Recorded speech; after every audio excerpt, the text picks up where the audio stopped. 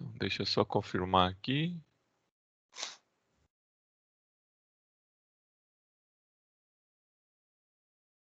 Ué, foi ou não foi? Foi. Então vamos lá. Deixa eu compartilhar minha tela além disso também.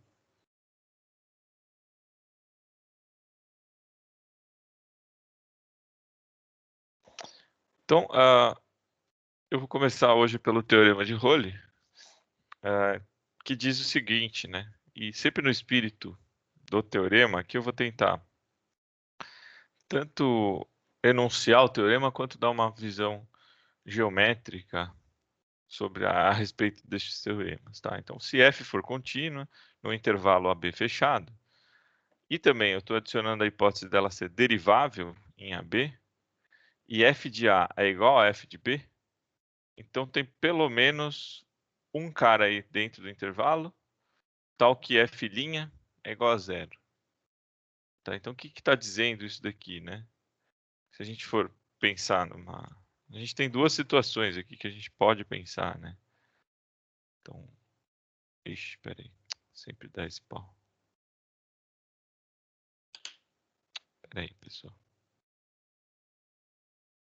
Não sei o que agora tá sempre dando esse pau do Smurf. Então, quais são as duas situações que a gente pode pensar aqui, né? Como a função é contínua, vamos pensar que, tipo, ela não sai do papel, né? É como se eu desenhasse.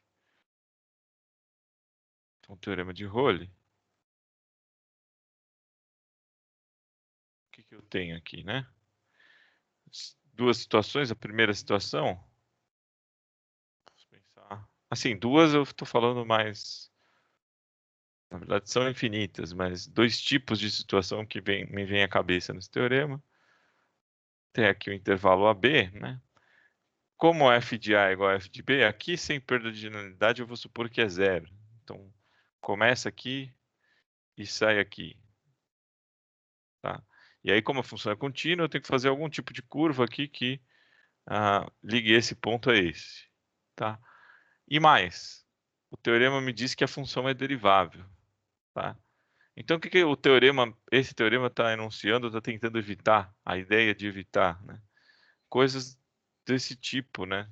Você tem que, você vem daqui, sei lá, eventualmente você tem que vir para cá, essa é a primeira situação, né? Vai ter um ponto aqui no meio, ó. Esse cara aqui que eu estou chamando de C, cuja derivada é zero, tá? Essa é a ideia. Então aqui, dá para notar aqui que a derivada desse cara é zero. Tá? Essa é a primeira situação.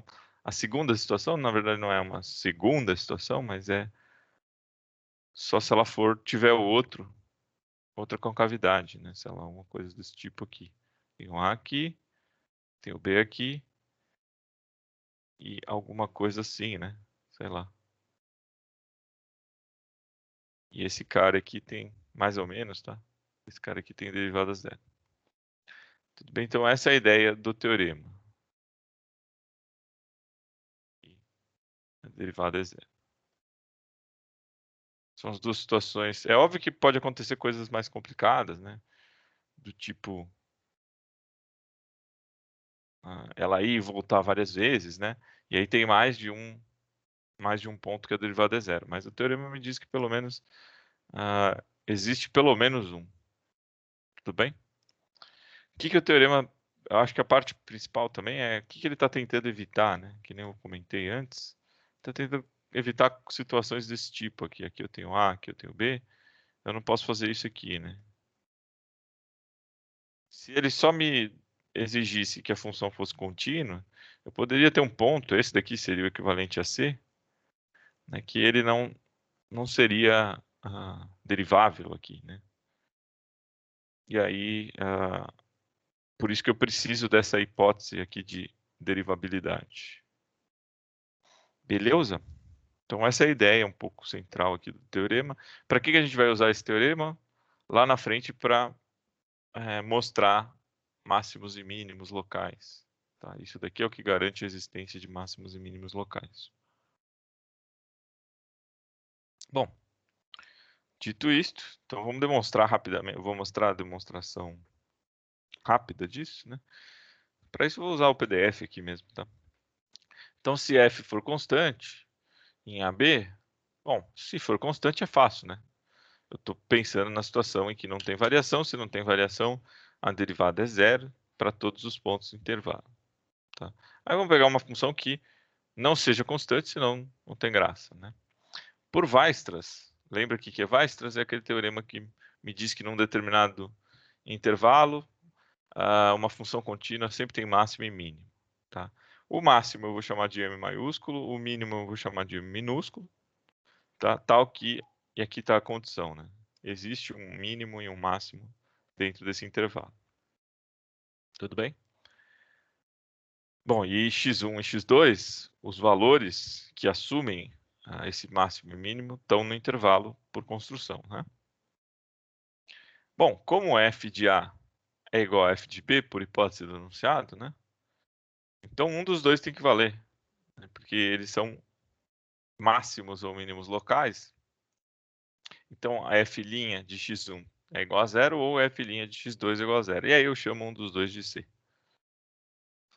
Tá claro isso? Essa última linha, principalmente.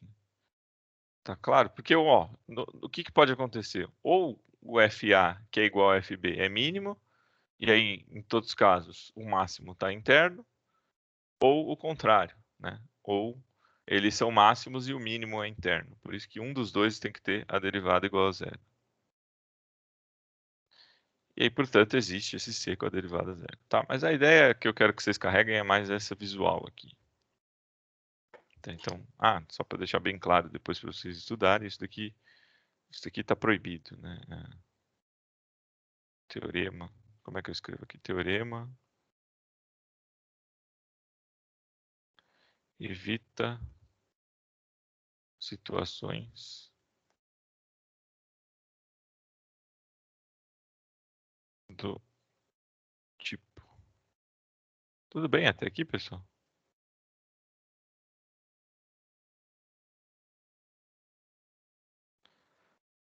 Tudo bem. E, bom, já tinha colocado até a ideia aqui para vocês. A ideia é exatamente essa, né? Vai ter algum ponto aqui, saindo desse ponto, indo para esse ponto. Aqui eu fiz fora do zero, né? Que vai ter derivada zero. Um outro teorema aqui, que esse teorema eu acho tão bonito, e é ele que eu vou usar para calcular, não, para mostrar a regra de L'Hopital para vocês, né?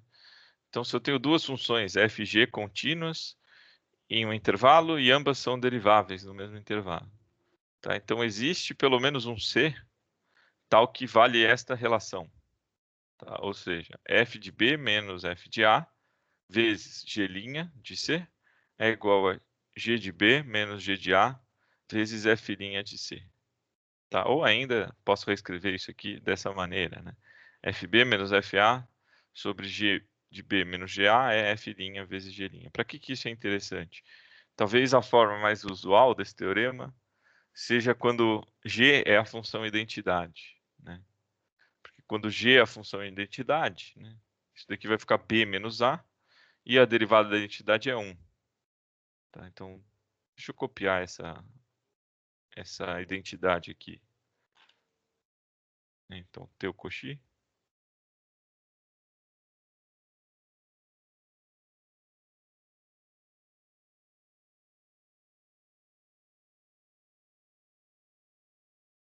Então, eu vou escrever mais sucinto aqui. F, G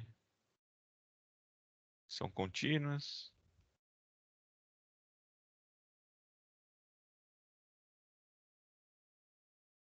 Em AB. E deriváveis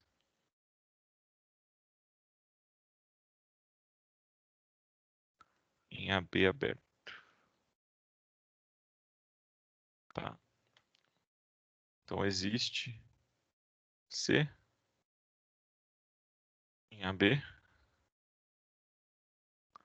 tal que F de B menos F de A sobre G de B menos G de A é igual a F' de C sobre G' de C. Tá? Em particular,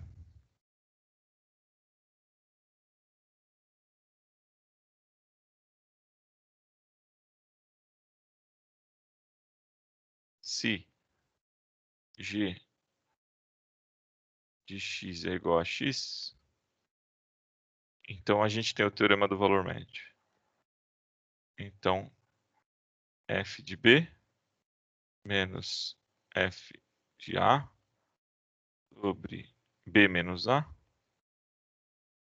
é igual a F' de C. Esse aqui é o teorema do valor médio, tá?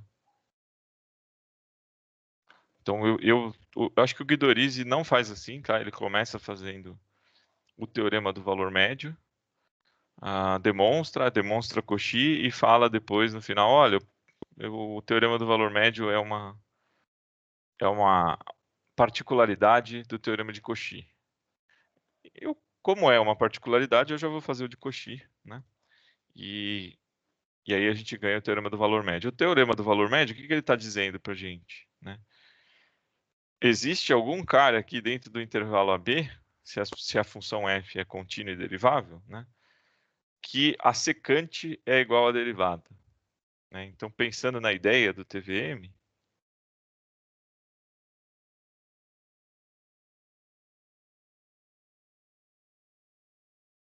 então qual que é a ideia? Aqui eu tenho uma função, né? Deixa eu fazer os eixos bonitinho dessa vez. Aí dentro de um intervalo AB, né? Tem uma função aqui, sei lá, alguma coisa assim. Aqui é o A, aqui é o B. Tá? Se eu fizer a secante desse intervalo, né? O que é a secante? É uma reta que sai daqui até aqui, né? Que é esse lado. Ó, aqui vai ficar, putz, vai ficar bem ruim. Deixa eu melhorar esse gráfico aqui, peraí. Fazer mais acentuado para ficar mais visual. Não, ficou feio. Alguma coisa assim, tá? Aqui está o A. Aqui está o B. Agora sim. Aí eu vou sair deste ponto e vou até este ponto. O coeficiente angular dessa retinha verde aqui é exatamente o lado esquerdo, que está aqui, f de B menos f de A sobre B menos A. O que diz esse teorema do valor médio é que existe algum ponto aqui dentro do intervalo que tem a derivada igual a esse coeficiente angular. Tá? Então aqui visualmente, mais ou menos, eu posso ver, eu consigo encontrar uma reta paralela a essa, mais ou menos por aqui, né? Dá para ver. Deixa eu tentar fazer aqui bonitinho. Alguma coisa desse tipo aqui, tá? E esse aqui seria o C em questão. Então, aqui teria a derivada igual a esse coeficiente angular da retinha do segmento de reta verde. Tudo bem? Alguma dúvida aqui, pessoal? É pelo menos um ou existe somente um? Não, Eu acho. é Pelo pelo menos. menos. Pelo Tá. menos. Aqui eu coloquei existe C, né?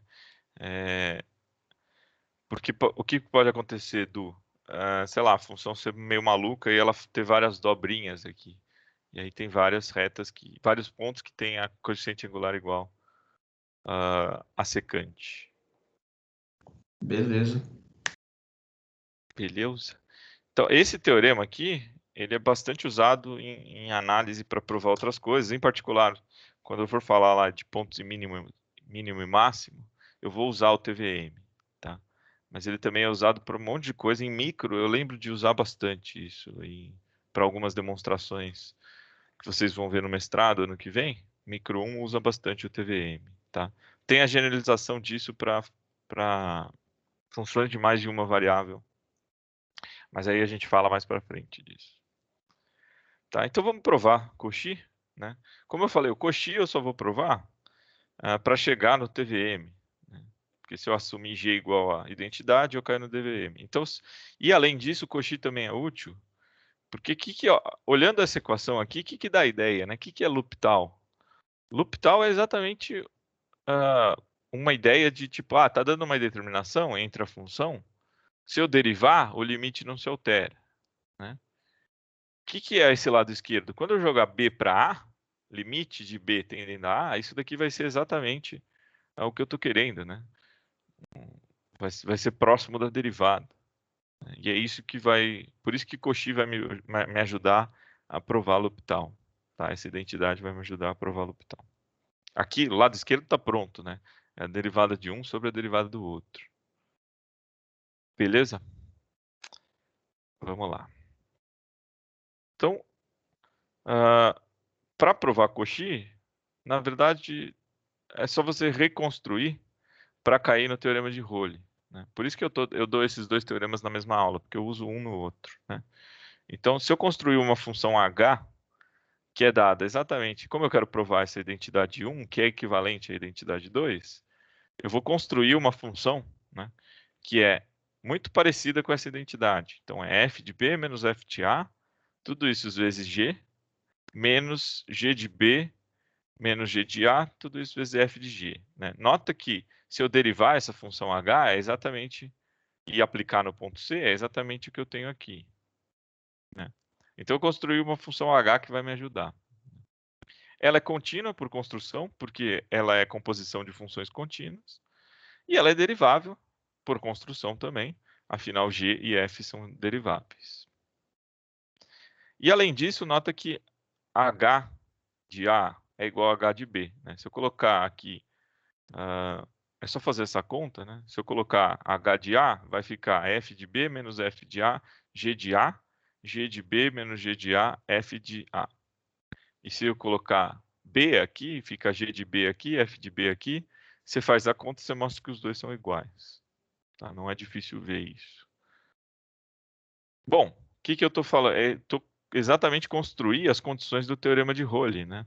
Eu tenho uma função, que aqui eu estou chamando de h, que tem os extremos do intervalo aqui iguais, o valor da função nos extremos do intervalo são iguais, a função é contínua e derivável. Então existe pelo menos um cara aí, né, pelo teorema de Rowley, existe um C que a derivada dessa função é igual a zero. E aí pronto, cheguei, né? Como a derivada dessa função é igual a zero, por construção, essa derivada é esse cara, equivale às identidades 1 e 2. Tudo bem? Então, na verdade, Cauchy nada mais é do que um uso do teorema de Rowley. Tudo bem aqui nesse teorema, pessoal? Alguma dúvida? Alguma passagem aqui nessa construção que não ficou tão clara? Bem simplesinho, né? São teoremas legais de demonstrar exatamente por isso, pela simplicidade e pelo poder que eles nos trazem. Tá? Antônio, tenho só uma dúvida. Por que o H no ponto A e B são iguais? É igual.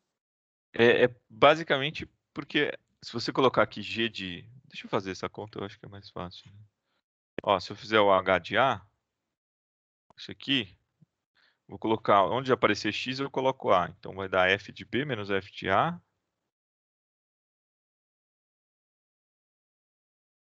G de A menos, deixa eu ver, G de B menos G de A. Tudo isso vezes F de A. Tá, e se eu fizer essa distributiva, fica F de B, G de A, menos FA, G de A, menos GB, FA, mais GA, FA. E aí esse termo aqui vai acabar cortando com esse termo. Então isso daqui vai ficar FB, opa, FBG de A, menos GBFA. Certo? Esse termo aqui eu cortei com este. E aí quando eu faço o H de B, isso aqui vai ser FB. Daí ele dá a mesma coisa. Isso, vai dar a mesma coisa. Não precisa, se você quiser, já entendi. Obrigada. Podia ter feito aqui também. Obrigada. Não, tranquilo. Deixa eu... Agora já... Só para terminar. Esse aqui vai dar G de A. É uma questão mais algébrica aqui, né? E é por construção. A ideia central aqui é exatamente que essa construção da função h, quando eu avalio nos pontos dos extremos, vai dar esse termo cruzado que sempre corta, né? Aqui, o cara que vai cortar vai ser o FB-GB, né? Vai cortar com esse GB menos FB e vai dar a mesma coisa aqui, né? Algebricamente falando.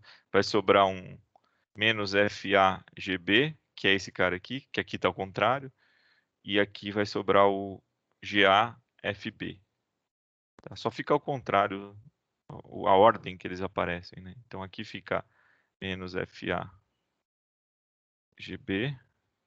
e aqui vai dar mais GA-FB, já cortando os caras que são iguais. Aí.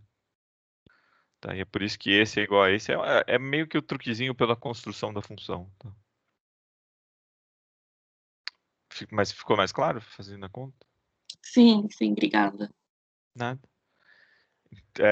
De novo, tudo isso, essas 3 primeiras linhas aqui, 4 primeiras linhas, são basicamente para a gente encaixar o contexto dessa função h para o teorema de Rowley. Né? E aí, caiu no teorema de Rowley, eu posso fazer a derivada de h e mostrar que vale a identidade que eu queria. Né? Existe pelo menos um C aí no meio que vale essa identidade, e em particular eu ganhei o teorema do valor médio. Tudo bem? Eu lembro as primeiras vezes que eu vi esses teoremas, e eu não sei se era a inabilidade dos professores de me explicar isso, ou se eu era muito relapso, sei lá, muito distraído, mas eu não lembro deles fazerem esses gráficos nas minhas aulas. E eu lembro que eu realmente entendi esses teoremas via gráfico mais para frente. Enfim, porque fazer a conta ou provar coisas não é tão complicado de entender uma vez que você está lendo a demonstração. Mas o negócio é, bom, tá, mas para que eu vou usar essa técnica? Ou mais ou menos qual que é a ideia que o teorema está me passando? Acho que essa é a parte principal aqui.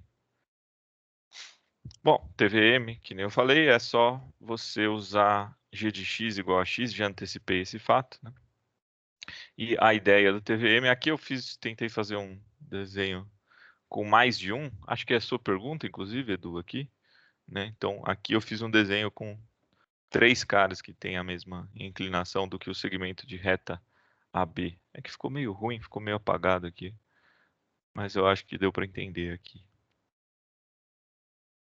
Tá? Note que exatamente continuidade e derivabilidade são essenciais, né? Porque se a função não é contínua, ela pode ter saltos, e aí exatamente quando seria igual a essa inclinação, eu dou um salto e não passo por isso, né? Então, continuidade é essencial e derivabilidade também, né? Porque se a função não é derivável, eu posso fazer umas quinas aí para evitar esse valor. Então, nesse caso, essas duas condições são bem importantes. E, finalmente, as regras de L'Hopital. Eu vou provar a primeira regra, tá?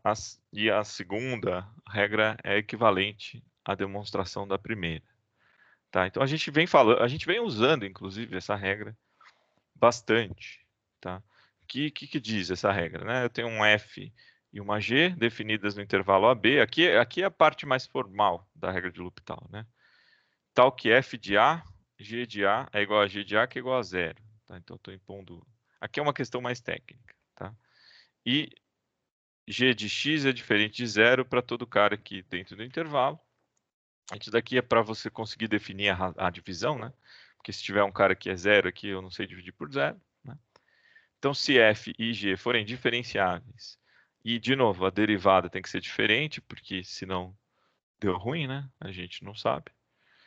Então, o limite de f sobre g em A existe e é igual à derivada de f sobre a derivada de g em A.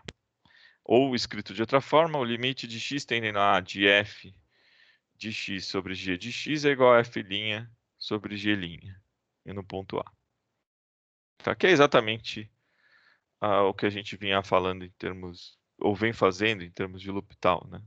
Se tem um ponto que está se aproximando, dá uma indeterminação aí, você consegue fazer as derivadas para calcular. Tudo bem? É claro que o interessante desse teorema vai ser quando esse intervalo for bem pequenininho, né? Que é exatamente o uso do teorema que nos interessa, né? Mas vamos lá, vou provar isso aqui. Como eu falei, é super simples de provar isso uma vez que a gente já fez Cauchy, né? Então, para o intervalo AB, aqui f sobre g, eu posso reescrever isso como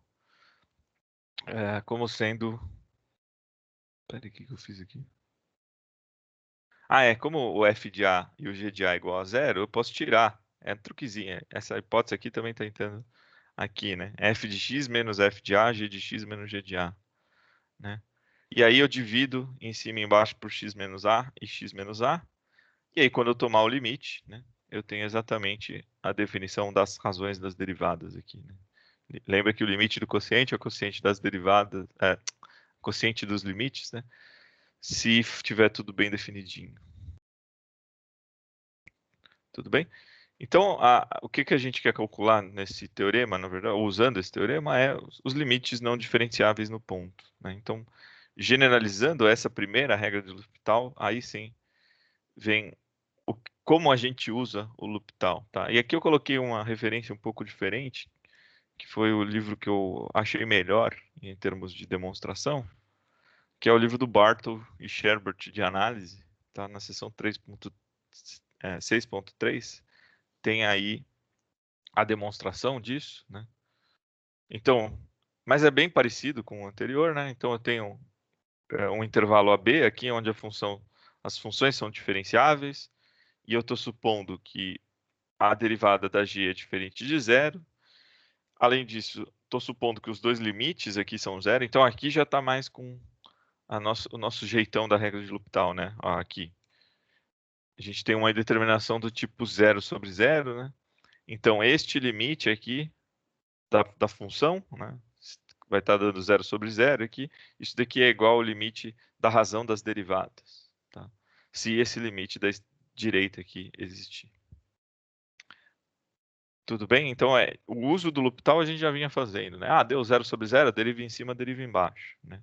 A parte teórica que possibilita isso é uma consequência do teorema de Cauchy que gera a regra de L'Hopital aqui para gente. Tudo bem? Alguma dúvida aqui? Principalmente no enunciado? Acho que o enunciado está claro, porque a gente já vinha usando, né?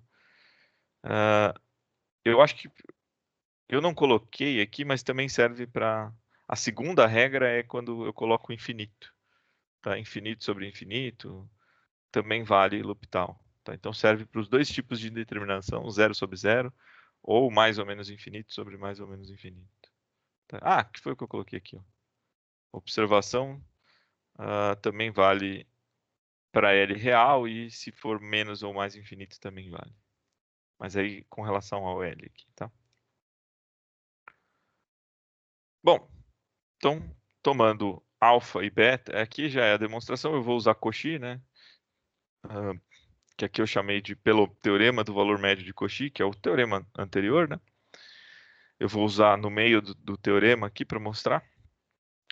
Mas, enfim, vou pegar um alfa e um beta, né?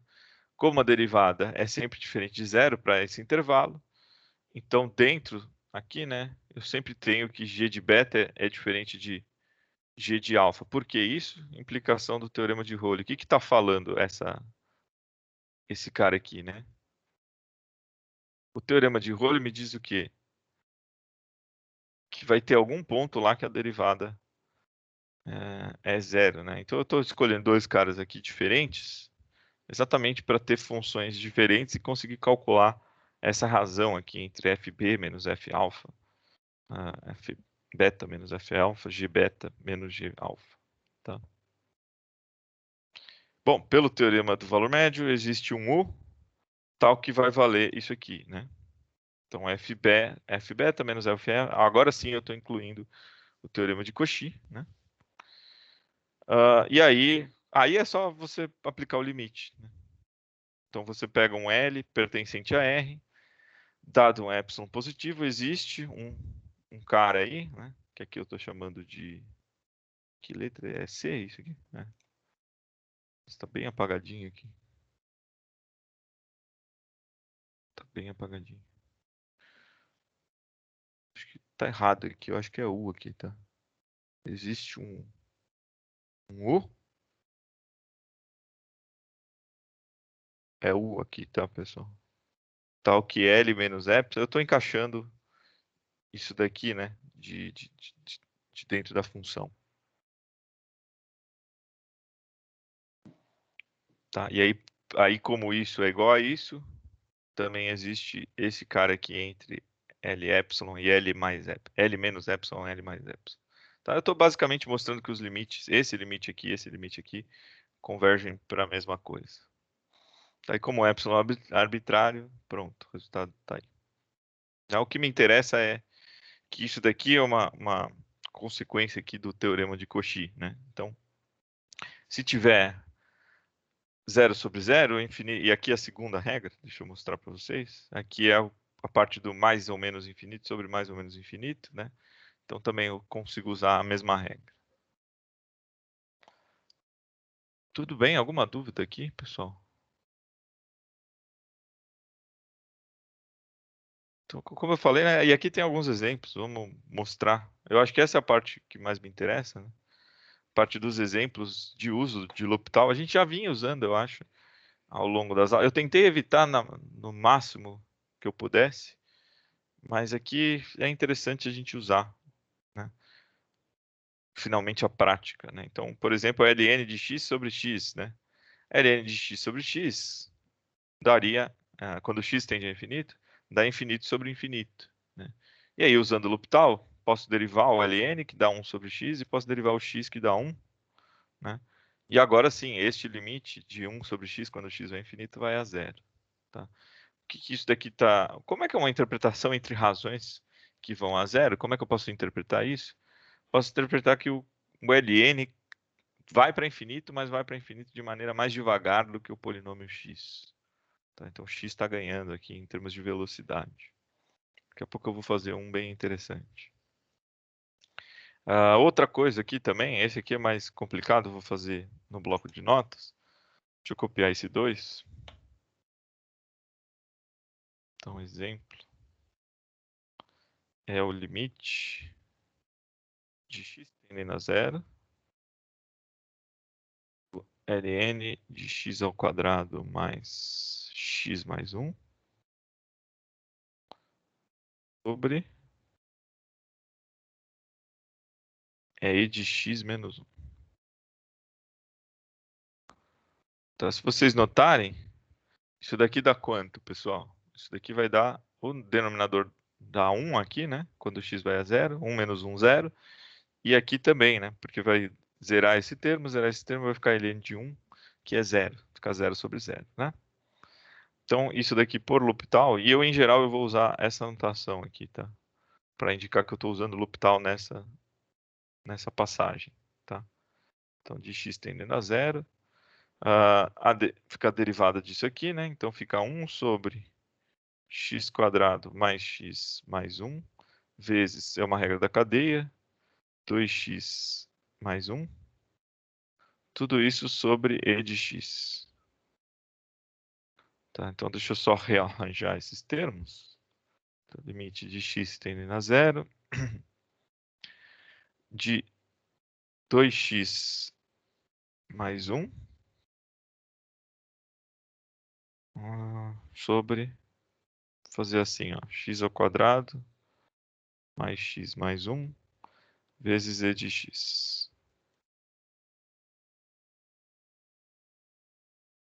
Certo?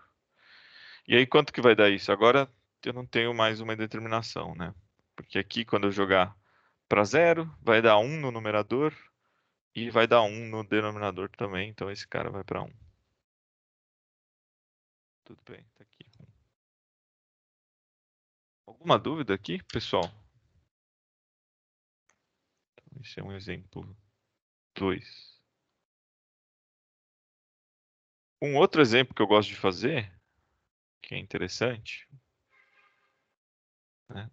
De x tendendo ao infinito também, eu vou fazer assim, x elevado a n sobre e de x, né? Onde n é um número natural, qualquer.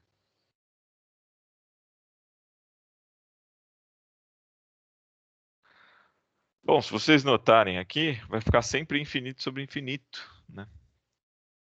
E aí o que eu vou fazer? Vou fazer o L'Hopital quantas vezes forem necessárias. Aqui só para mostrar algumas, né?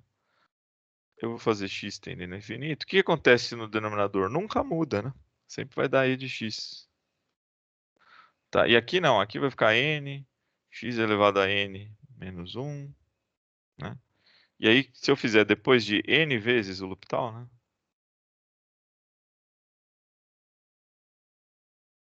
Por quê? Porque vai continuar dando aqui infinito sobre infinito, né?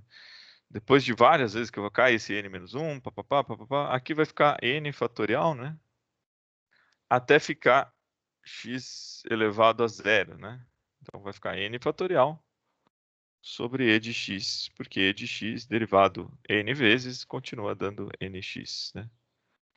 E como é o x que está indo para o infinito, não interessa quão grande é o n, né? Esse número continua sendo um número finito, então isso daqui vai a 0. Tá? O que está me dizendo essa conta, principalmente, né? Essa conta está me dizendo que se eu tiver um polinômio de grau n e comparar com uma função exponencial, a função exponencial sempre cresce mais rápido. Tá? Por isso que esse limite vai a 0. Então, esse tipo de fazer limite das razões é um jeito de você comparar funções em termos de taxa de crescimento. Qual que cresce mais rápido, qual que cresce mais devagar. Tá? É uma interpretação que vocês podem usar. Tudo bem? Alguma dúvida até aqui? Acho que essa parte começou a virar um pouco mais prática, né? Que eu acho mais interessante até. Deixa eu pegar aqui, né? Eu tenho essa aqui, lista 3. Eu sempre anoto os exercícios aí no meio. Então deixa eu abrir a lista 3. Vocês já começaram a lista 3 com o Vitinho? Só para perguntar? Ou ainda não? Não. Ainda não. Vocês estão na lista 2, né? Imagino. Era a lista 2, aí teve o simulado, aí acho que agora deve entrar na 3. Beleza. Então vocês avisam ele que a gente vai fazer essa aqui, tá? A questão 6. Questão 6 de 2005. Tá? Deixa eu ver se está aqui. Senão eu abro a prova. Tá aqui, não. Ou é de 2004? Será que eu anotei errado aqui?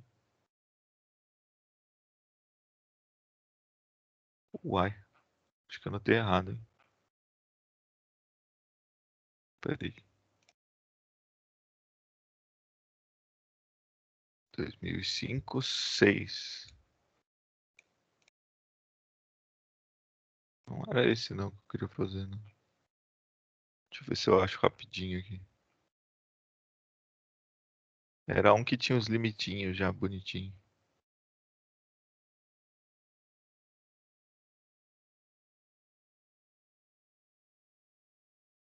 Não lembro.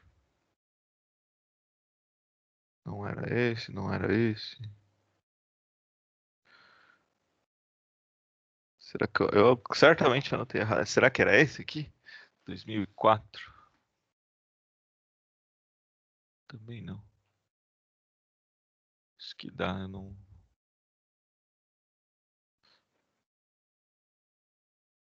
Bom, deixa eu pegar... Já que vocês vão fazer as listas com o Vitinho, deixa eu pegar exames mais novos. Eu, na medida do possível, eu tento evitar, mas acho que 2020 tem um legal. É 20 ou 19, não lembro. Já que a gente tá com tempo aqui.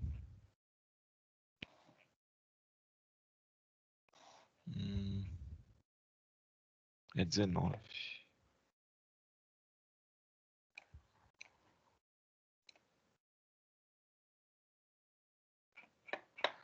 Tem um que era bonitinho de limite, por isso que eu quero...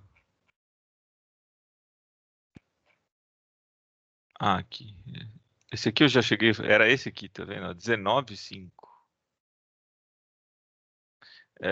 Eu cheguei a fazer com vocês isso aqui? Acho que não. Não, então vamos fazer. Tem alguns que saem por L'Hopital, tem outros que não. Aí a gente vai vendo Essa questão ela foi anulada um dos itens, se eu não me engano, o último, tá? Porque eles escreveram. O que está errado no enunciado aí? Vamos ver se alguém percebe.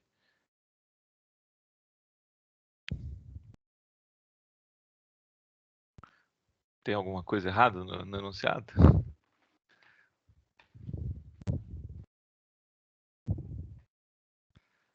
O limite ali que tá dando 1. Isso, esse cara aqui, né? Esse cara não é 1, esse cara é E. Tá, então aí é inclusive bizarro, né? Porque aqui depois ele escreve com E sendo a base do logaritmo natural.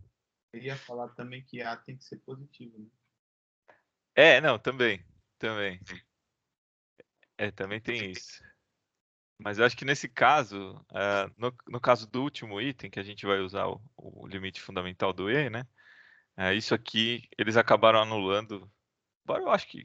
Primeiro que eu acho que eles nem precisavam ter colocado esse limite, nem esse limite, né? Mas enfim. Só para mostrar o tipo de coisa que acontece na Ampeg eventualmente, tá?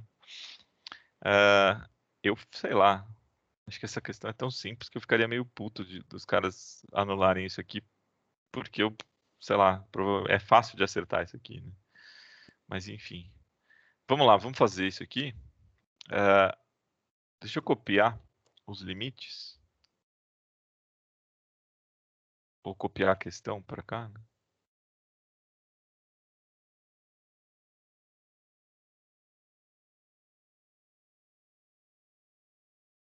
Deixa eu sempre.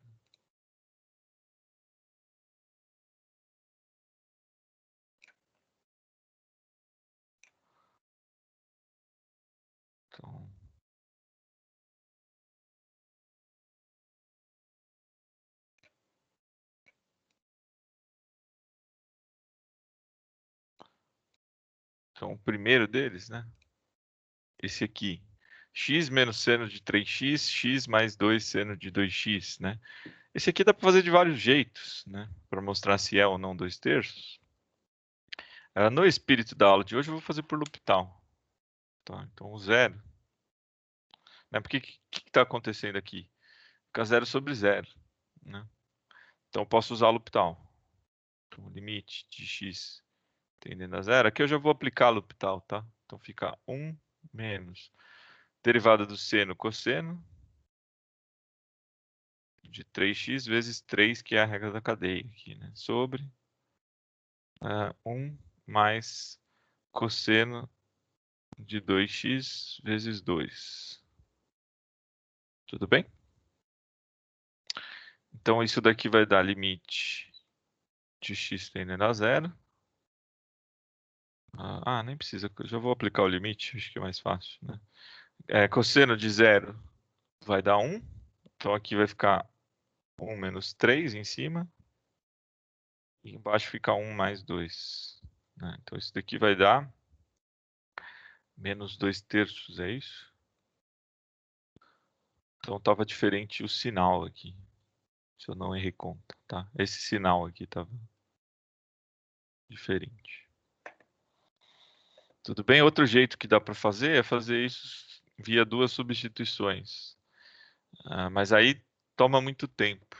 Tá? Mas se vocês quiserem treinar, depois chama isso aqui de U e escreve seno de U e reescreve esse limite em termos de U. E também o de baixo em termos de, chama de 2xv também e faz as substituições necessárias. Mas você vê que L'Hopital poupa boa parte do tempo. Né? 1. O limite da tangente.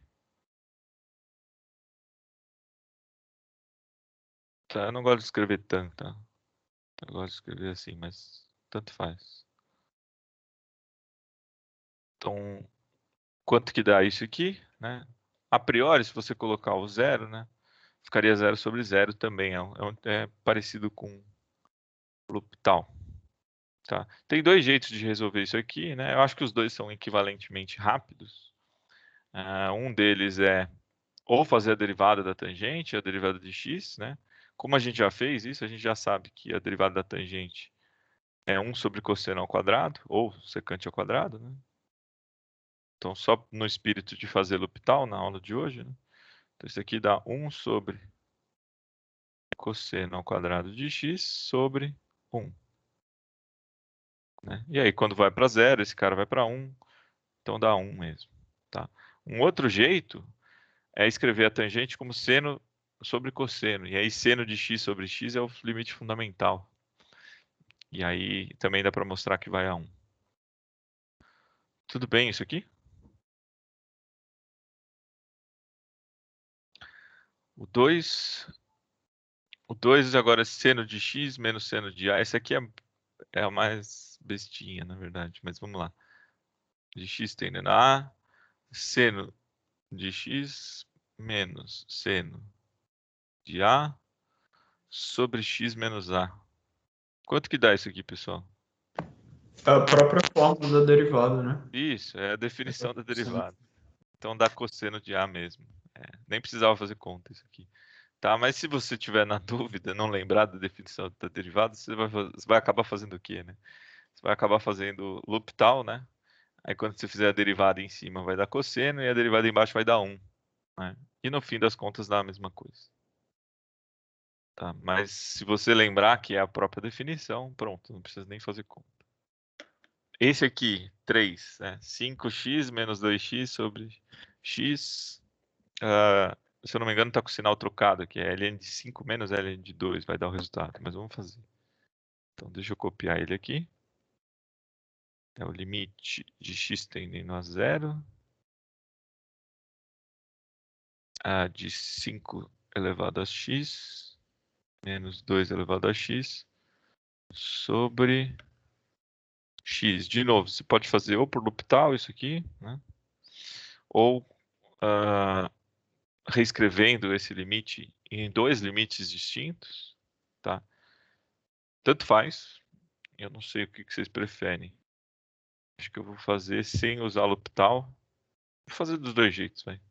Então esse aqui vai dar limite de x tendendo a 0, perdão. Um jeito... vou fazer L'Hopital mesmo, né?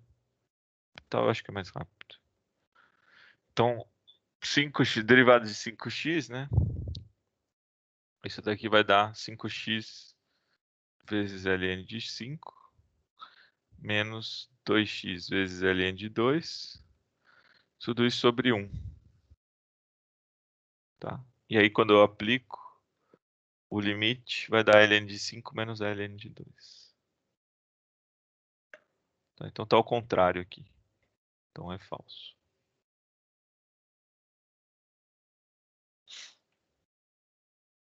E o último é o que deu pau, né?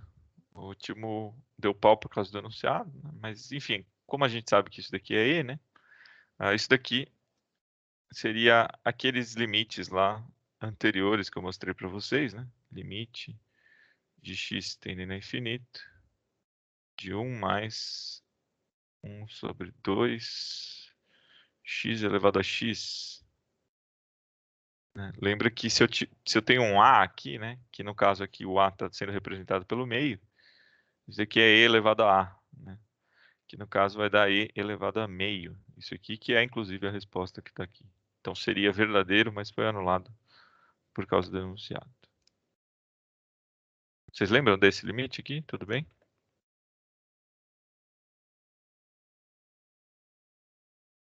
Então, beleza.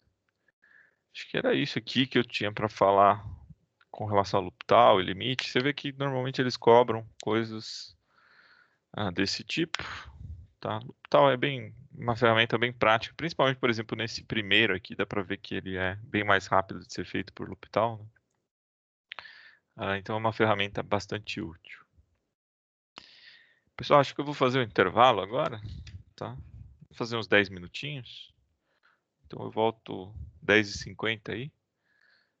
E a gente volta. Acho que vai dar para entrar em máximos e mínimos hoje já. Tá? Alguma dúvida até aqui? Tudo bem? Antônio, posso aproveitar o intervalo e tirar uma dúvida que eu também acho que vai ser bem idiota, assim? Pode? Mas na questão 2, no item 2, Uhum. por que é cosseno de A e não cosseno de X? Porque eu achava que a definição de derivada era tipo isso, só que daí dava no derivada no ponto X, assim, não sei. Acho que eu tô muito confusa. Não, cuidado. a definição para uma função genérica, né? Definição de derivada é o seguinte, né? É quando você define a derivada no ponto P, por exemplo, de uma função. Então, f' de P, eu posso escrever assim, ó, limite de x tendendo a P de f de x menos f de P sobre x menos P. Né? Então, aqui no caso, quem está fazendo o papel de P é o A. Né? Esse cara aqui é o seno. Ah, é porque não tá atendendo a zero, tá atendendo a esse P, né? Eu tava. Isso. Entendi. Isso aí, né? Se tivesse tendendo a zero, como está aqui, né? Por exemplo, aqui é quase a definição de derivada. Eu teria que mudar essa base aqui do 2x para aparecer a derivada do 5, que foi o outro jeito que eu pensei nesse 3 aqui. Mas por que o 3 não dá certo? Porque aqui são duas funções diferentes. Aí não dá para usar a definição de derivada. Tá bom, obrigada. Nada. Então vamos lá, vamos fazer uns 10 minutinhos aí e eu volto. E a gente começa falando de máximo e mínimo local.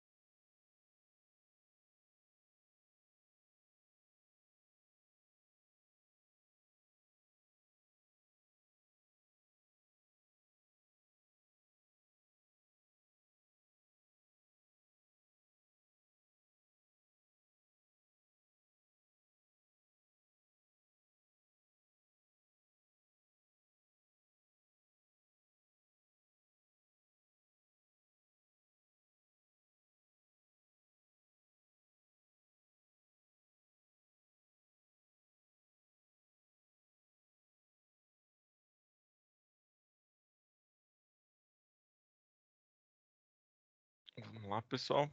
Voltando aqui. Estão me ouvindo aí? Estamos sim. Boa.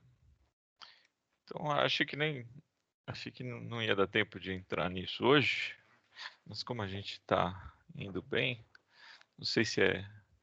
Eu não sei, eu ainda não me acostumei com esse negócio virtual depois de 1 ano. Ainda é meio complicado, mas acho que dá para a gente entrar nessa parte que é um pouco mais prática, tá? De intervalos de crescimento e decrescimento, que deixa eu até pegar aqui para conferir em que parte do Guidorizi está isso. Se eu não me engano é capítulo 9, tá? Então a gente está fazendo o capítulo 9 do Guidorizi volume 1. E eu estou fazendo na maior calma possível, né? Então se vocês forem ver aqui o capítulo 9, eu fiz o TVM, né? Na primeira parte da aula. E aí agora e uma parte aí de regra de L'Hopital, que é 9.4, tá? Aí eu vou entrar em todo o resto, tá? Então que é máximos e mínimos e que basicamente a gente precisa de pouca coisa, né? Que é exatamente, eu acho que eu perguntei numa outra aula aí, o que economista deve saber em termos de máximo e mínimo local, o que todo mundo sai aprendendo de cálculo, é o famoso mantra lá, deriva igual a zero, né? Então, é um pouco do que a gente vai fazer, a parte teórica disso, tá? E aí, na próxima aula, eu acho que eu já vou conseguir entrar em polinômios de Taylor, tá? Então, se vocês forem ver, eu estou terminando, hoje eu consigo, talvez hoje, na aula de quinta, eu termine o capítulo 9, e aí vira meio loucura, né? Porque depois do capítulo 9, eu fiz o capítulo 15 hoje também, né? Que é o teorema de Rowley, valor médio e de Cauchy. E vou fazer o 16, tá? Então é 9, 15, 16, e aí depois a gente volta para o 10, 11, 12 e 13, tá? E aí o 14 a gente deixa lá para frente, depois de álgebra linear, que é a parte de equações diferenciais, tá? Então, se vocês forem ver, na Ampeg se cobra o volume 1 inteiro aí do Guidorizi, e o que não se cobra muito é o volume 3, tá? O volume 3 é uma coisa mais de física mesmo, tá? O pessoal de física e engenharia usa mais. Mas volume 1, 2 e boa parte do 4 é bastante cobrado, tá? Tudo bem? Isso para dar um panorama geral aí do que falta nessa parte de cálculo 1, tá? Em geral, os cursos de cálculo 1, padrões aí, eles não dão polinômio de Taylor, pelo menos é uma tendência que eu tenho visto nos últimos anos do pessoal deixar de fora polinômio de Taylor de cálculo 1. No INSPER com certeza não tem, tá? E na FE eu lembro de alguém me dizer que depende muito do professor que vem do IME dar aula, né? Tem alguns que dão, tem alguns que não dão, preferem não dar. Não sei, aí o pessoal da FE aí que fez FE pode me corrigir. Mas eu acho que não, tá? É uma tendência meio atual. E de qualquer maneira a gente vai ver, tá? E aí a parte de é interessante, aí dentro da parte de polinômio de Taylor eu vou falar de números complexos, alguns resultados interessantes, tá? Tudo bem, mais ou menos a nossa linha causal aí, alguma dúvida? Então vamos lá.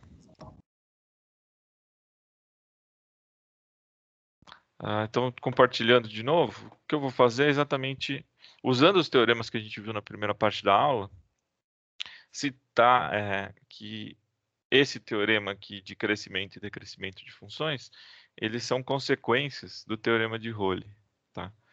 Então, o que diz esse teorema? E eu acho que, para quem quiser, tem a demonstração destes teoremas no capítulo 9 do Guidorizi. Aqui eu não vou perder tempo, tá? Fazendo a demonstração, mesmo porque eles são encaixes do teorema de Rowley, tá? Você pega uma função, encaixa dentro do teorema de Rowley e mostra isso, tá? Então, seja f derivável num intervalo, se f' de x for positivo para todos os pontos do intervalo, então f é estritamente crescente. E se f' é negativo, então f é estritamente decrescente. Tá? Então, lembrando, quais são as definições de estritamente crescente, né? Só para ficar claro, né, o que eu estou querendo dizer. Então, definição de estritamente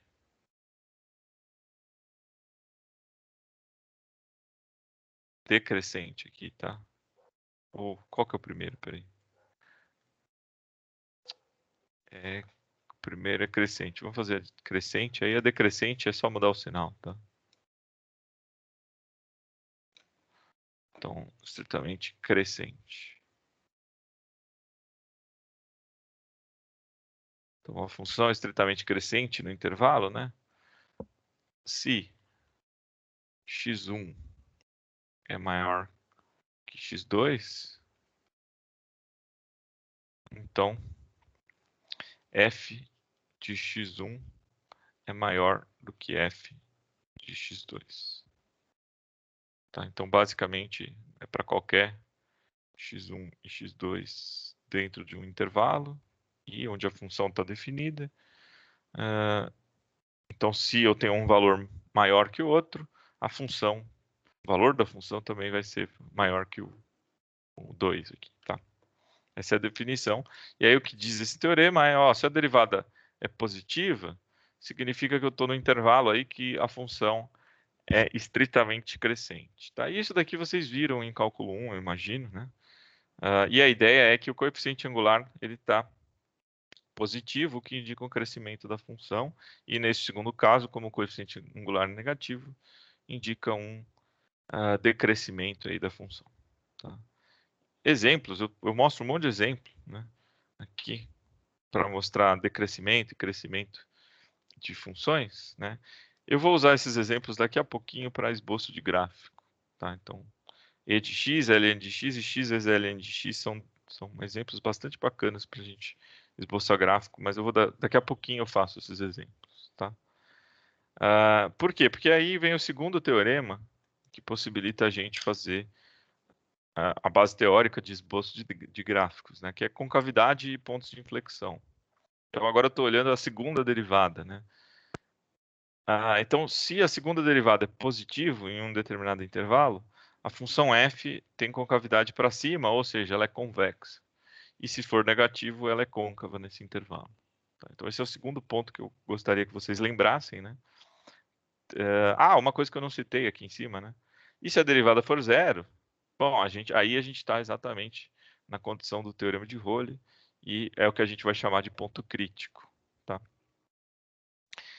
E aqui, se a segunda derivada for zero, a gente vai chamar de ponto de inflexão, tá? Nem todo ponto de inflexão tem a derivada zero, mas todo ponto que tem a segunda derivada zero é ponto de inflexão, tá? A única coisa que eu preciso para definir ponto de inflexão é mudança de concavidade.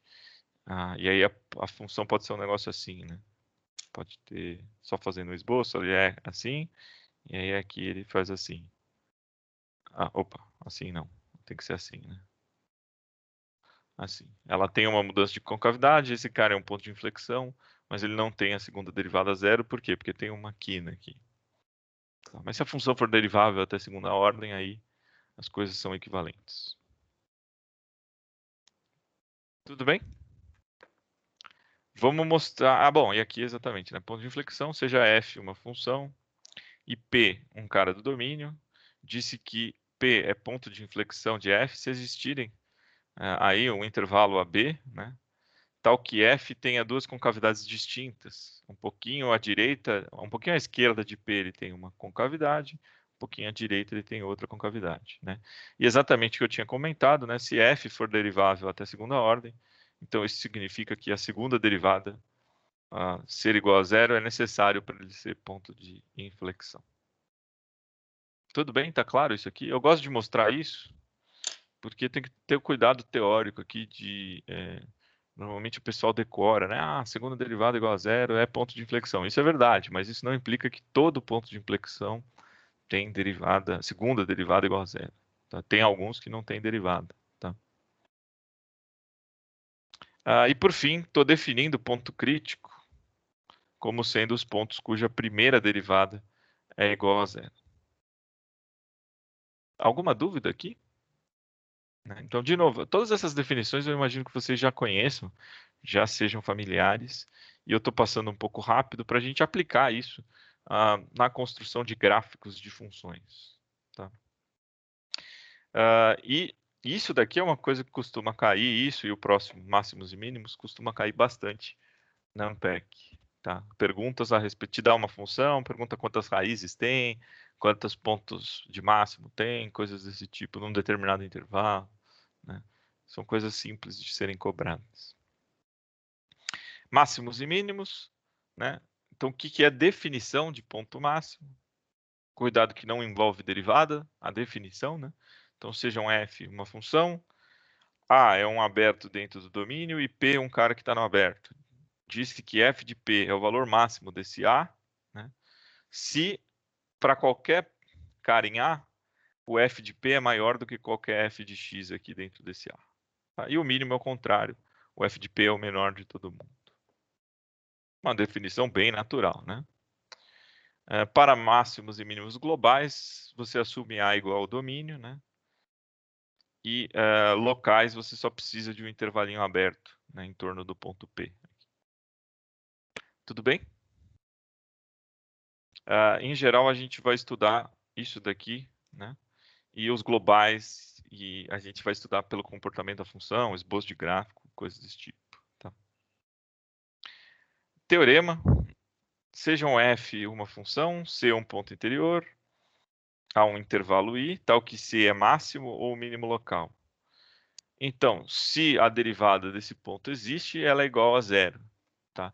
Então, isso daqui é a condição necessária dos pontos de máximo e mínimo local para funções diferenciáveis. Tá? É o que possibilita a gente fazer o deriva igual a zero. Tá? É esse teorema aqui. Né? Então, da onde vem isso? Vem um pouco das consequências dos teoremas anteriores. Né? Então, suponha que C é máximo. Né? E eu posso fazer o mesmo argumento aqui para mínimo. Tá? Aqui eu estou fazendo para máximo. Então, pega dois caras no intervalo, x1 e x2, né? E x1 é um pouquinho à esquerda e x2 é um pouquinho à direita desse C, que eu estou supondo que é máximo. Se ele é máximo, ele é maior, tanto que x1 quanto que x2. Tá? Bom, por um lado, então, f de x1 menos f de c sobre x1 menos c, se você analisar isso aqui, né? O f de x1 é menor que f de c. Então, esse termo aqui, o numerador, é negativo. Só que como o x1 está à esquerda de c, o denominador também é negativo. Então, negativo com negativo é maior ou igual que zero. Então, para um ponto à esquerda, né, a secante desse ponto aqui é sempre positivo. Tá? E para um ponto à direita, a secante é negativa.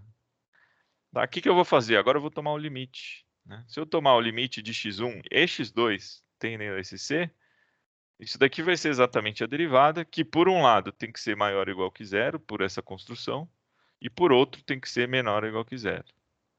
Tá? E, portanto, essa derivada tem que ser igual a zero. Tá claro isso aqui, pessoal? Esse teorema? Prof, você pode voltar ali no ponto de inflexão? Você disse que a segunda derivada ser igual a zero é um ponto. Esse aqui? Mas não suficiente para Isso. Isso. Então, O que é ponto de inflexão, né? Do jeito que eu defini. Ponto de inflexão é um ponto que eu estou chamando aqui de P, né? É um ponto que tem mudança de concavidade em torno desse P. Tá? Então, um pouquinho para a esquerda ele tem uma concavidade, um pouquinho para a direita ele tem outra concavidade. Se a função for até segunda ordem derivável, a segunda derivada tem que ser zero. Tá? Mas isso não implica que eu não consiga achar exemplos em que isso não seja verdadeiro. Né? Como? Só pegando funções que não são deriváveis até a segunda ordem. Tudo bem, Rafa? Não sei se era essa a sua dúvida. É só, então, no caso que ela não é derivável? Isso, um caso do tipo assim, né? Se eu pegar uma função que aqui ela é côncava e aqui ela é convexa. Então, alguma coisa desse sentido. Você nota que aqui ela não é derivável em segunda ordem. Esse cara aqui é o ponto P e ele é um ponto de inflexão, que ele está tendo mudança de concavidade. Beleza. beleza? Inclusive essa função é contínua, bonitinha, ela só não tem derivada, né? E aí, por esse fato, eu não posso falar que segunda derivada de P ser igual a zero é uma condição suficiente. Não, ela é necessária, né? Necessária no sentido, ó, se segunda derivada existir e for igual a zero, ele é um ponto de inflexão. Mas nem todo ponto de inflexão tem a segunda derivada igual a zero. Esse é um caso. Beleza. Beleza. Então, voltando para ponto crítico, né? Então, aquele teorema é o que eu gosto de mostrar, aquele teorema, que é a construção de por que a segunda derivada, por exemplo, um ponto máximo, é igual a zero. Eu mostro o que eu estou usando aqui nesse teorema? Eu estou usando a continuidade, o fato da função ser derivável, né? Então, esse limite está bem definidinho, né? E a continuidade da função quando eu faço essa conta aqui. Tudo bem? Ou seja, isso daqui que possibilita a gente a falar, uma condição necessária para máximo e mínimo local é deriva igual a zero. Tá? E é por isso que a gente cria esse algoritmo de derivar igual a zero. Tá? Um outro teorema que esse sim eu não vou demonstrar bom, se a função é até segunda ordem derivável, né, num determinado intervalo, dizer que a primeira derivada é igual a zero e a segunda é positiva, é dizer que o ponto é mínimo local. E se a primeira derivada for zero e a segunda derivada for negativo, é máximo local. Tá? Então, isso daqui me dá a condição necessária e suficiente para classificar pontos críticos. Tá? Esse teorema aqui, para quem quiser a demonstração, está lá no Guidorizi, no capítulo 9 do volume 1. Tá? O que a gente vai fazer com esses teoremas? E aí eu vou mostrar algumas funções para isso. A gente vai aplicar esses teoremas para métodos de... Eu, pelo menos, aqui vou... Não só para otimização, porque para otimização eu imagino que os problemas que vocês estão acostumados, vocês já fazem isso, né? Mas vamos fazer isso para esboço de gráfico. Então eu vou voltar naquelas funções que estavam aqui, né? Eu vou pegar a função 3, que é talvez a mais interessante, x vezes ln de x, e vou esboçar o gráfico dessa função, usando tudo isso, essa parte dessa segunda aula, dessa segunda parte da aula, né? Então, o que eu quero dizer com isso? Exemplo. Eu vou pegar a função f de x igual a x vezes ln de x. Tá, primeira coisa, vamos estabelecer o domínio dessa função. Eu só sei calcular isso do jeito que está escrito para valores positivos aqui de x, né? Então eu vou colocar de 0 a infinito o domínio. Tá? Para valores negativos eu não sei calcular o ln. Poderia consertar isso? Poderia, colocando um módulo aqui, mas vamos deixar assim a priori. Tá? E aí o que eu quero fazer é calcular ponto crítico, calcular máximo e mínimo local, essas coisas com vocês, para ter uma cara de como esboçar o gráfico dessa função. Tá? Bom, o que dá para notar é, vamos primeiro calcular o limite disso aqui tendendo a zero. Então, o limite de x tendendo a zero pela direita, que é o único que faz sentido aqui, né? De x vezes ln de x. Né?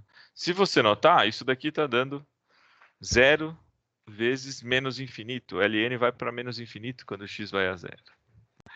Eu vou reescrever isso aqui de uma maneira que eu possa usar o L'Hopital. Então, esse aqui vai ser limite de x tendendo a zero pela direita.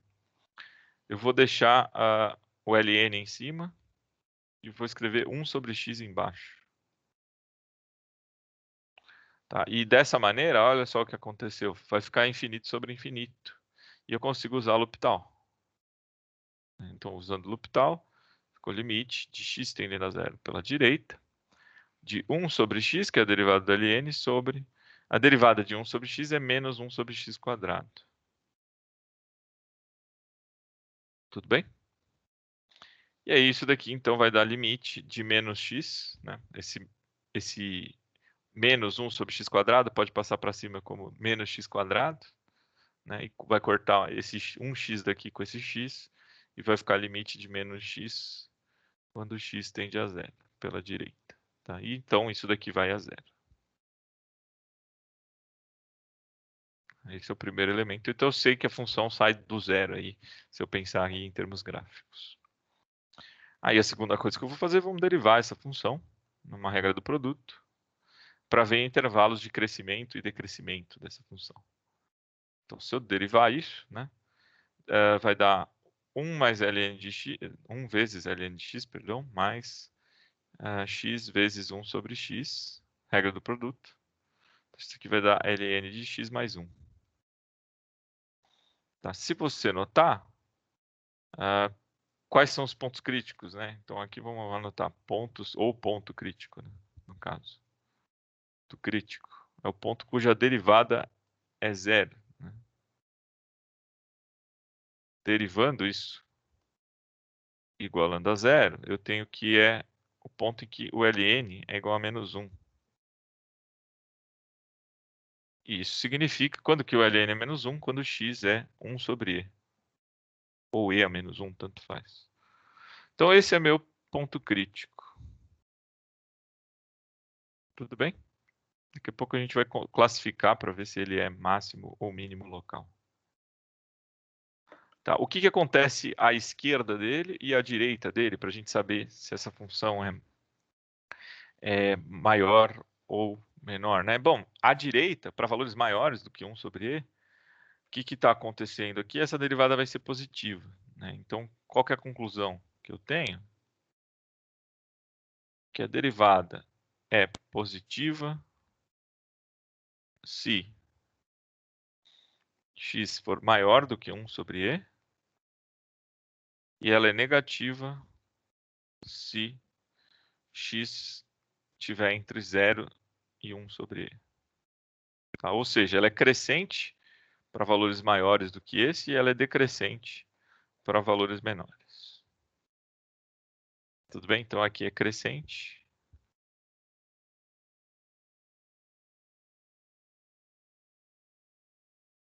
Crescente e decrescente. Então estou usando todos os teoremas que eu citei nessa segunda parte da aula. Tá? Que mais? Agora vamos calcular a segunda derivada desse troço. Né?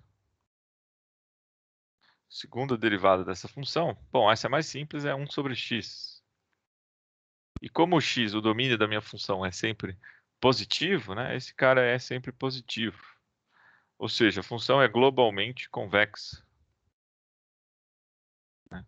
E aí isso já me dá, inclusive, a caracterização desse ponto crítico. Esse ponto crítico vai ter que ser um mínimo. Tudo bem? Muito bem.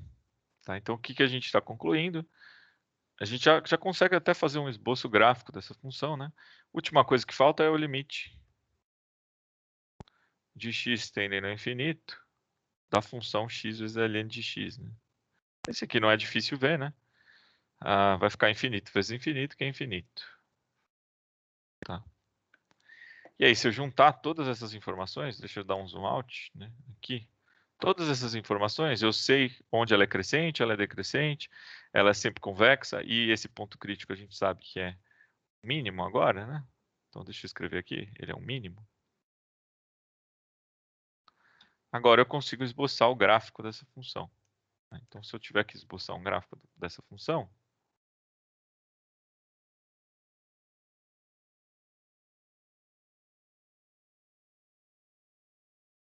bom, primeiro que ela parte do zero, né? Aqui, deixa eu fazer de outra cor. Ela parte do zero. Tá? Aqui é aberto, na verdade, né? Então, peraí. Ela tende a esse zero aqui por esse limite. Né? Ela é decrescente até 1 sobre e, de maneira convexa. Então, vou colocar aqui o 1 sobre e. Tá bom? O valor da função, inclusive, vamos calcular o f de 1 sobre e. Isso aqui vai dar 1 sobre e vezes ln de 1 sobre e. Esse cara aqui vai dar menos 1. Tá? Se você pegar ln de 1 menos ln de e. Ln de 1 é 0, menos ln de e é menos 1. Então, isso aqui vai dar menos 1 sobre e. Tá? Então, é uma função que vem aqui assim. Né? tem um mínimo aqui, e aí a partir daí ela é crescente de maneira convexa. Ela faz um negócio assim. Tudo bem? Note que pelo esboço da função eu consigo inclusive ver que nesse ponto 1 sobre E, ele trata-se não só de um mínimo local, mas um mínimo global. Então aqui, ó, a derivada desse cara aqui é 0.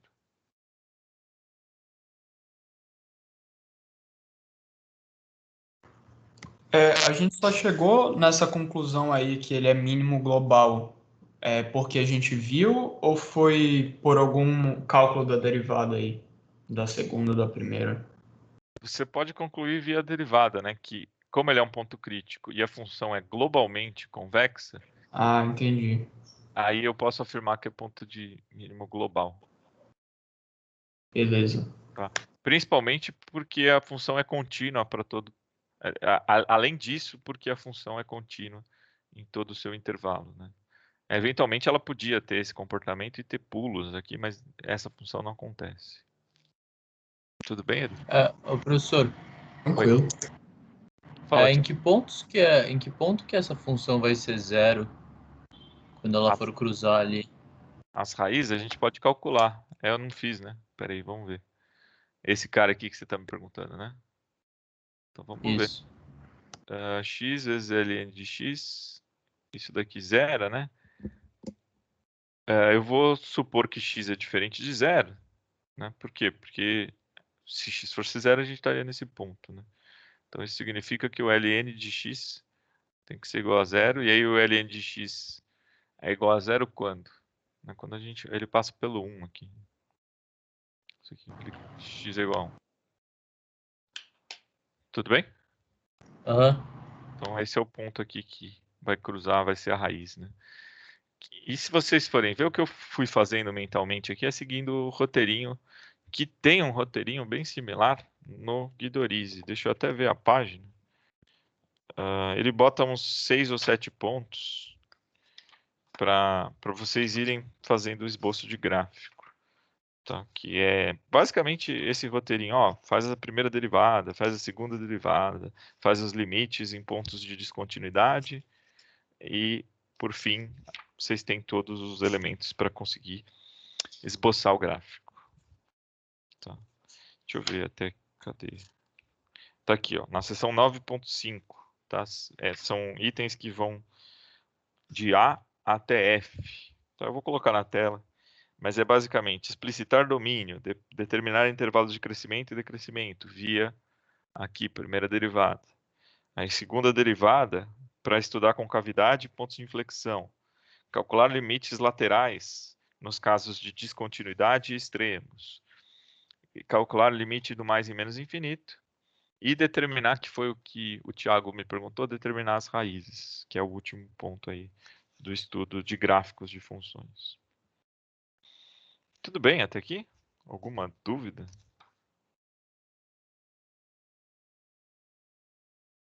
Tá, ele tem vários exemplos aqui nessa seção 9.5, inclusive de assíntotas e coisas assim, mas como isso não cai muito na PEC, eu deixo para vocês darem uma olhada com calma depois aí no livro do Guidorize. Beleza? Tudo bem até aqui? Estamos tranquilos? Deixa eu até colocar para vocês. Acho que eu tenho isso aqui rápido. Eu faço esse resumo aqui numa aula.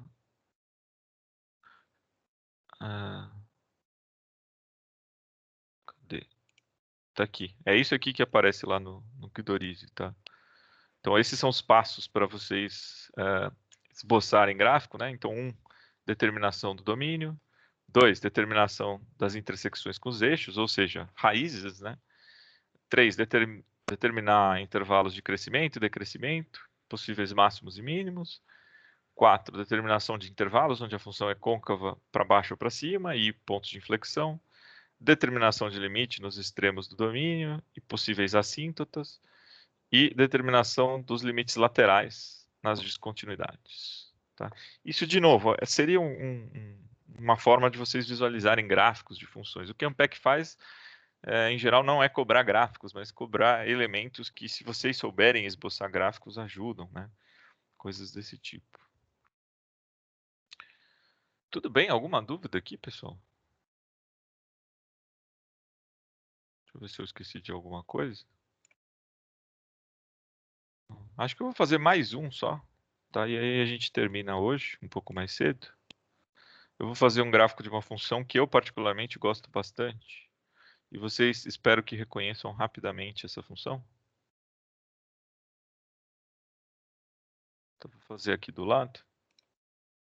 Que é a função e elevado a menos x quadrado. Tá. Então, exemplo. F de x igual a e menos x quadrado.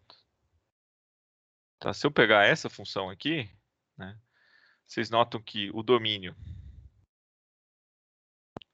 é a reta real inteira, não tem nenhum valor que eu não saiba calcular isso.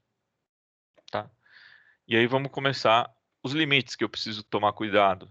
É o menos infinito e mais infinito, porque essa função não tem descontinuidades.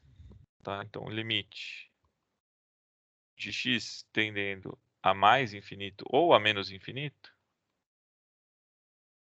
tá? São iguais esses limites, se vocês notarem. E eles vão ser quanto?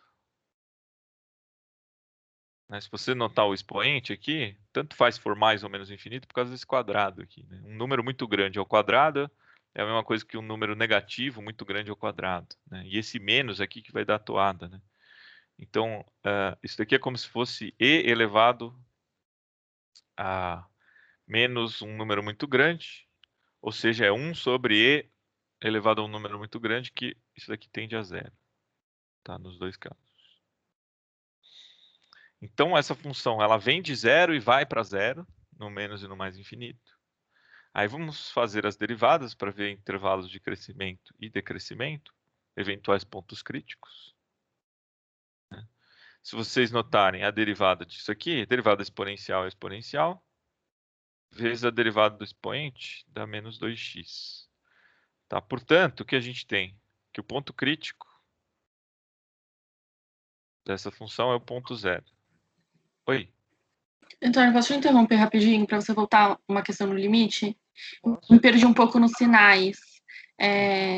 Ficaria e elevado a um número muito grande ou muito pequeno? Muito grande. Eu tô indo para infinito aqui. Ou para menos infinito, tanto faz. Então, ó, nota que, vou fazer aqui no cantinho, posso escrever e de menos x quadrado como sendo 1 sobre e de x ao quadrado. Tá? Ah, é porque é 1 dividido por um número muito grande. Isso. Por isso Tá. que está indo para zero. Obrigado, estava um pouco confusa, obrigada. Tá? E aí o sinal não importa por quê? Porque tanto faz Porque vai um ser número... elevado ao quadrado. Isso, por causa desse quadrado. Tá, Exato. obrigada. Nada. O ponto crítico é o zero. Tá? Então a gente já sabe que o zero é potencial máximo ou mínimo local aqui.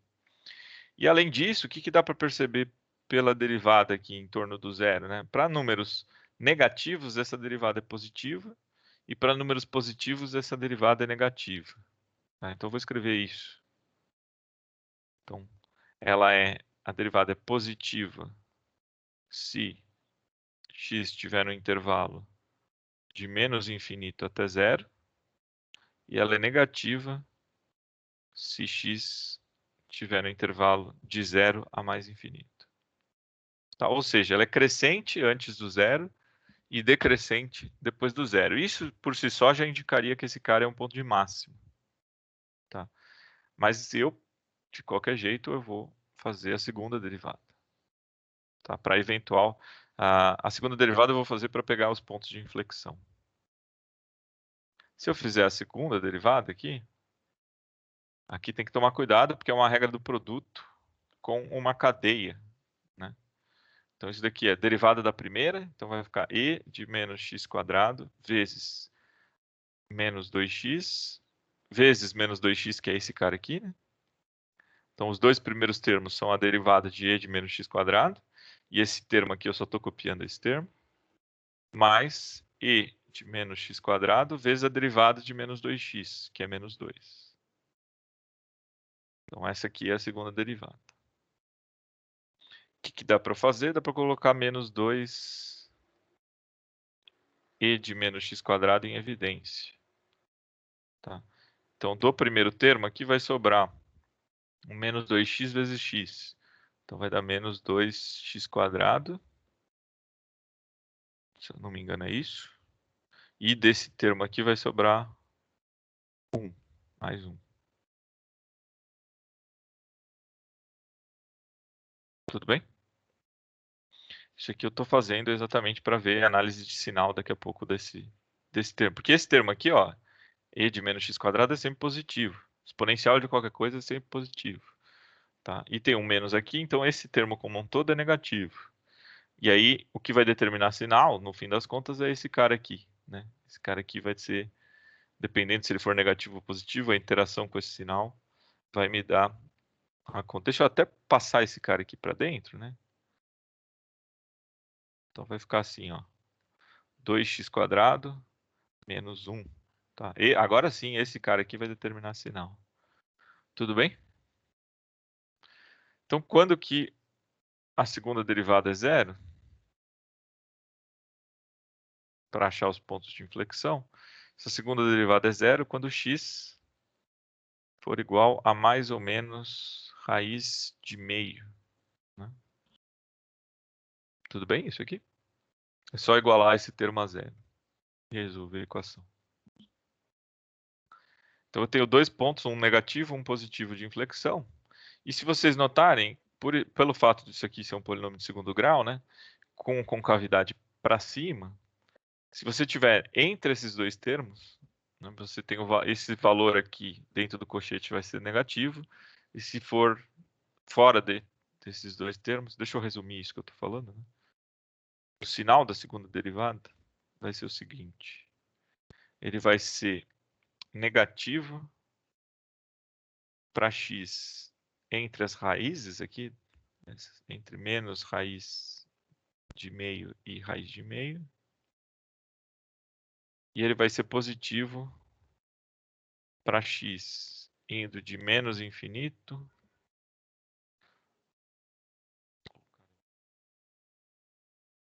até menos raiz de meio, união com raiz de meio até mais infinito. Tá? Ou seja, ele é a função é côncava, né, na meiuca aqui entre esses dois valores, e ela é convexa em todo o resto. E agora a gente já consegue mais uma confirmação, né, que esse cara aqui de fato é máximo, porque ele está aqui nesse cara, e nesse período aqui a função é côncava. Aí agora eu já consigo fazer um esboço gráfico dessa função. O esboço gráfico dessa função vai ser o seguinte.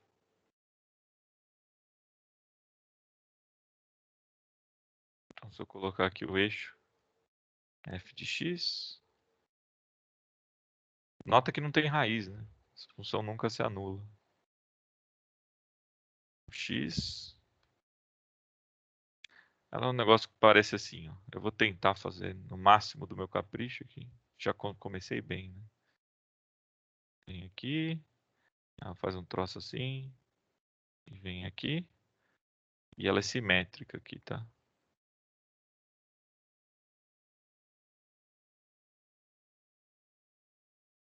Isso daqui deveria ser simétrico, tá, pessoal?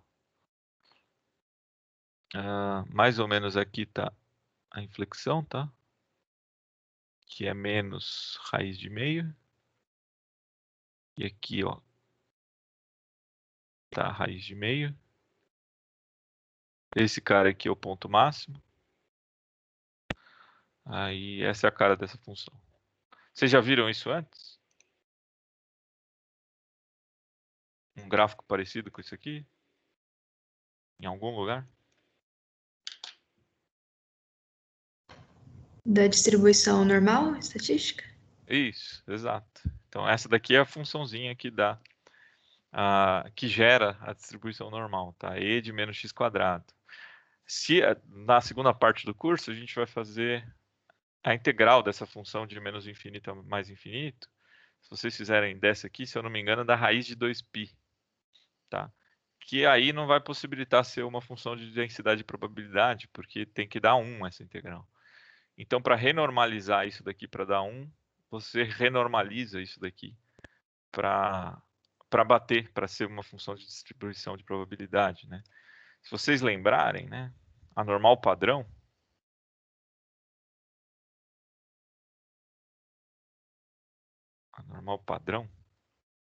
cujo desvio padrão é 1 e a média é 0, a função que descreve essa normal padrão é o seguinte, é e de menos meio de x ao quadrado, tudo isso sobre raiz de 2π. Tá, esse raiz de 2π é exatamente para a integral de menos infinito a infinito, embora eu não tenha falado que é integral, mas eu imagino que vocês já saibam, para isso daqui dá 1. Tá, então a função, na verdade, é essa aqui, né? A função de origem de tudo é essa aqui, e de menos x quadrado.